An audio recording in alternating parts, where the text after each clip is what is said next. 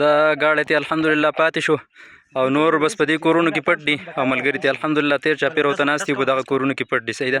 او دغه گاډی رې داتې پاتې شو د خیر.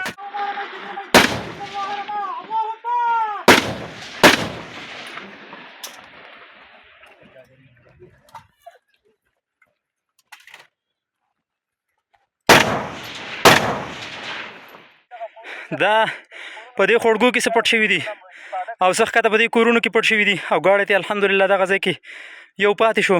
نور دغلته خوا انشاءالله ټول محاصره دي او سره خوړګو ته ننوتي دي او څه دغلته دې کورونو ته ننوتي دي او انشاءالله ملګري دي تیر چاپېره تاو شوي دي د الله په فضل و کرم سره.